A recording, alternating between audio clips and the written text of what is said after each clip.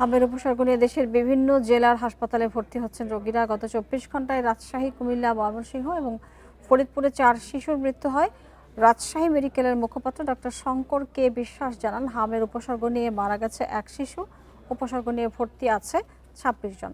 Noakhali general হাসপাতালে গত 24 ঘন্টায় হামের উপসর্গ নিয়ে ভর্তি হয়েছে 29 শিশু। এছাড়া হামের আইসোলেশন ওয়ার্ডে পাঠানো হয়েছে 17 জনকে।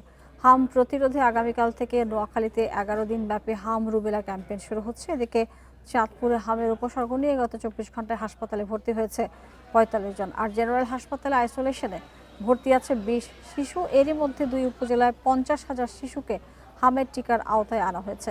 বাকি 6 উপজেলায় আগামীকাল থেকে হামের টিকা কার্যক্রম শুরু করা হবে। এছাড়াও চাঁপাইনবাবগঞ্জ হামের উপসর্গ নিয়ে আরও 28 জন ভর্তি আছে।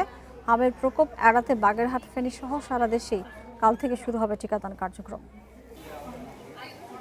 হামের সংক্রমণ নিয়ে আরও জানাতে রাজশাহী এবং কুমিল্লা থেকে যুক্ত হয়েছেন সহকর্মীরা। প্রথমে রাজশাহী থেকে জানাবেন সহকর্মী মোস্তাফিজুর রহমান। মোস্তাফিজ, কি পরিস্থিতি জানাবেন? এর মধ্যে আমরা জেনেছি যে হামে একজন মারা গেছে। সবকিছু মিলে সার্বিক ব্যবস্থাপনা এবং টিকাদান কর্মসূচি, কি তথ্য রয়েছে আপনার কাছে?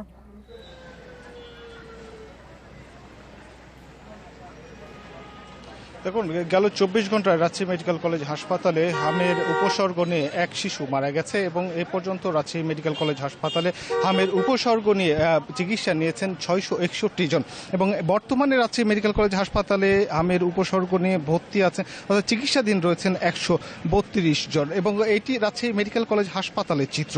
এর বাইরের এই যে উপজেলা স্বাস্থ্য কমপ্লেক্সগুলো রয়েছে সেগুলোর চিত্রও কিন্তু অনেকটা একই রকম। প্রত্যেকটিতে আমরা দেখেছি যে হামের উপসর্গ নিয়ে আসা রোগীগুলো যেন ঠাঁই হচ্ছে না। ঠিক এই রকম অনেকটা ধারণ ক্ষমতা থেকে 2 থেকে 3 গুণ আক্রান্ত শিশু আমরা দেখেছি। বিশেষ করে রাজশাহী যে 9টি উপজেলা রয়েছে, এর যে স্বাস্থ্য কমপ্লেক্সগুলো রয়েছে এবং খুব ক্রিটিক্যাল যে সিচুয়েশনের শিশুগুলো, তারা কিন্তু এখানে রাজশাহী মেডিকেল কলেজ হাসপাতালে আসছেন এবং রাজশাহী ছাড়া রাজশাহী বিভাগের যে 8টি জেলা রয়েছে প্রত্যেকটির ক্ষেত্রে কিন্তু একই অবস্থা দেখছি এবং আমরা দেখেছি যে কেননা ICU support Rajshahi medical college ছাড়া আশেপাশের গুলোতে ঠিক সেইভাবে না থাকার কারণে এই হাসপাতালে রোগীর সংখ্যা বাড়ছে এবং সেই সাথে এর প্রাদুর্ভাব কিন্তু ক্রমেই বাড়ছে।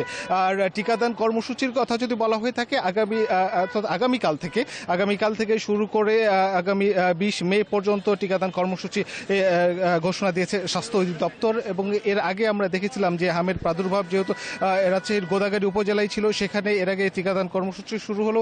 সিটি কর্পোরেশনের আন্ডারে, সিটি কর্পোরেশনের অধীনে যে এলাকাগুলো রয়েছে সেগুলোতে আগামীকাল থেকে এই টিকাদান কার্যক্রম সেটি শুরু হবে। তো এখন পর্যন্ত চিকিৎসকরা যেটি বলছেন যে দ্রুতই এই হামের প্রাদুর্ভাব, টিকাদান কর্মসূচি শুরু হলেই যে এর প্রাদুর্ভাব থেকে রক্ষা পাওয়া যাবে এমনটি নয়, তবে এখান থেকে যে প্রতিরোধ ক্ষমতা বা শিশুদের বডিতে যে অ্যান্টিবডি তৈরি হবে, রোগ প্রতিরোধ ক্ষমতা বৃদ্ধি পাবে, এই বিষয়টি তারা বলছেন। সেই সাথে তারা একটি কথা বারবার উল্লেখ করছেন যে যেই শিশুগুলো হামে আক্রান্ত হয়েছে, হামের উপসর্গ নিয়ে হাসপাতালে চিকিৎসাধীন হয়েছে এবং তারা সুস্থ হয়ে গেছে, তারা খুব দ্রুতই যে তারা যেন টিকা না নেন এবং চিকিৎসকদের পরামর্শ ছাড়া যেন তারা টিকা কার্যক্রম, অর্থাৎ তাদের শরীর যেন টিকা নেওয়ার কার্যক্ষমতার মধ্যে আসে বা সেই স্টেবল পর্যায়ে হয়, তারপরে যেন টিকা নিয়ে থাকে এবং এছাড়া অন্য যারা শিশুরা রয়েছেন তাদেরকে দ্রুত টিকাদানের আওতায় আসার, টিকা কর্মসূচির আওতায় আসার কিন্তু পরামর্শ দিচ্ছেন। এবারে চলে যাচ্ছে কুমিল্লার সহকর্মী তানভীর খন্দকার রয়েছেন। তানভীর, আপনি কুমিল্লার সবশেষ পরিস্থিতি জানাবেন হামের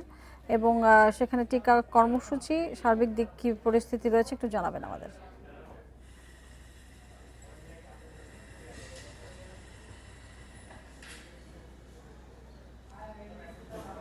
আগামীকাল থেকে সারা দেশেই হামের টিকার যে কার্যক্রম সেটি শুরু হচ্ছে। এর আগে সিভিল সার্জন কার্যালয় থেকে কিন্তু কুমিল্লায় 7,05,000 শিশুকে এই টিকার আওতায় আনার যে ঘোষণা তারা দিয়েছিলেন এবং তারা বলেছিলেন যে উপজেলা স্বাস্থ্য কর্মকর্তা এবং টিকাদান কর্মকর্তাদের কাছ থেকে জেনে সেখান থেকে শিশুদের টিকা নেওয়ার জন্য। আর আজকে কিছুক্ষণ আগেই কুমিল্লা সিটি কর্পোরেশনের প্রশাসক ইউসুফ মোল্লা টিপু তিনি জানিয়েছেন কুমিল্লার 27টি ওয়ার্ডে 27টি কেন্দ্র ছাড়াও বিভিন্ন অস্থায়ী কেন্দ্রে টিকা দেওয়া হবে। সেখানে স্থায়ী শিশুরা ছাড়াও যারা ভাসমান বা ভ্রাম্যমান পরিবারের শিশুরা রয়েছে তারাও কিন্তু টিকা পাবে।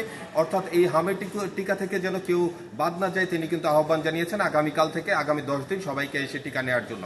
আর কুমিল্লার হামের সর্বশেষ যে তথ্য সেটি যদি একটু জানিয়ে রাখি, কুমিল্লাতে এই মুহূর্তে কুমিল্লা মেডিকেল কলেজ হাসপাতাল সহ বিভিন্ন হাসপাতালে মোট 106 জন শিশু চিকিৎসাধীন অবস্থায় আছে। গত 17 তারিখে কিন্তু আরও একজন শিশু মৃত্যুবরণ করেছে, তার বাড়ি মুরাদনগরে এবং তার বয়স মাত্র 8 মাস। এ পর্যন্ত 5 জন শিশু মৃত্যুবরণ করেছে এবং যাদের বয়স কিন্তু 5 বছরের কম।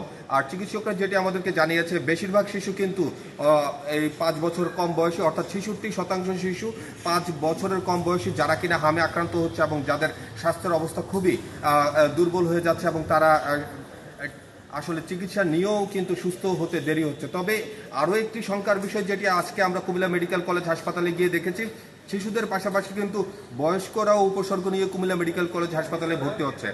কুমিল্লা মেডিকেল কলেজ হাসপাতালের মেডিসিন ওয়ার্ডে এই মাসের শুরু থেকে আজকে পর্যন্ত মোট 46 জন 15 বছরের চেয়ে বেশি বয়সী রোগীরা সেখানে ভর্তি হয়েছে। তাদের মধ্যে আমরা দেখেছি যে কোনো একজন সন্তান যখন সংক্রমিত হয়েছে তার দ্বারা কিন্তু বাবা মা সংক্রমিত হয়েছে এবং তার ভাই বোনও কিন্তু সংক্রমিত হচ্ছে, সেরকম কেসও কিন্তু আমরা দেখেছি। অর্থাৎ চিকিৎসকরা যেটি বলছে যে একজন আক্রান্ত হলে তার পরিবারের অন্যরাও কিন্তু সংক্রমিত হয়ে আক্রান্ত হচ্ছে, সেই বিষয়টি কিন্তু পরিবারের পক্ষ থেকে খেয়াল রাখতে হবে।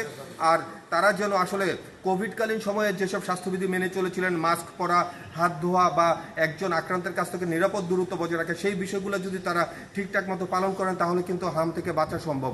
কিন্তু তারপরও আমরা দেখছি যে পরিবারের একজন আক্রান্ত হলে অন্যান্যরাও আক্রান্ত হচ্ছে, এই ধরনের অনেক উদাহরণ কিন্তু আসছে। আর হাসপাতালগুলোতে মূলত এখন যে শয্যা সংকট রয়েছে, একমাত্র কুমিল্লা মেডিকেল কলেজ হাসপাতালেই হামের চিকিৎসা দেওয়া হচ্ছে, অন্যান্য হাসপাতালগুলোতে আসলে রোগীর সংখ্যা তেমন তানভীর নেই। এবং মুস্তাফিজ, আপনাদের দুজনকে ধন্যবাদ এ বিষয়ে বিস্তারিত তথ্য দেওয়ার জন্য।